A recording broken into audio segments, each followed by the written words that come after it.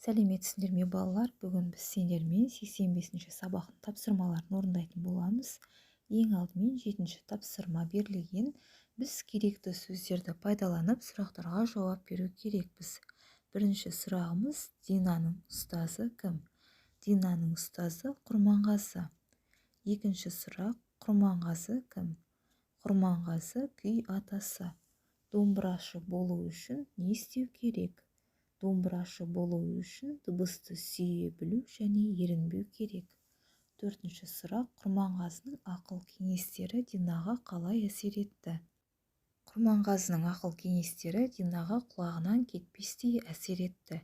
Балалар, бұл жерде бізге берілген керекті сөздердің барлығын пайдалана отырып сұрақтарға жауап бердік.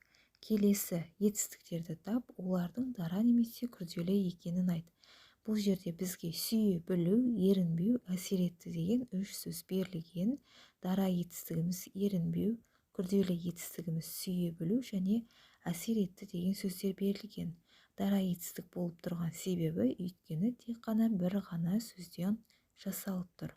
Ал күрделі етістік болу себебі 2 сөзден жасалып тұр екен. Яғни сол себепті де күрделі етістік болып тұр. Енді келесі 8-ші тапсырманы орындаймыз. Бұл жерде көп нүктенің орнына тиісті етістіктерді қойып, сөйлемдерді көшіріп жазу қажет. Күйші күй шертеді. Жыршы жыр айтады. Ақын өлең шығарады. Дәрігер ауруды емдейді. Мұғалім балаларды оқытады. Жылқышы жылқы бағады. 9-шы тапсырма: көп нүктенің орнына дара етістікті тауып жаз. Дара етістігіміз келеді, яғни келе жатыр, келе бастады.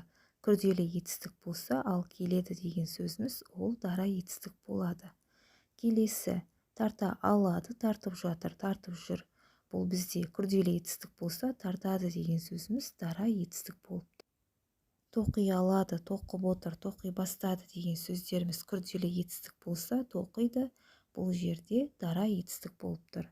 Келесі: барып кел, бара кел деген сөздер күрделі етістіктің қызметін атқарса, барады дегеніміз дара етістіктің қызметін атқарып тұр екен.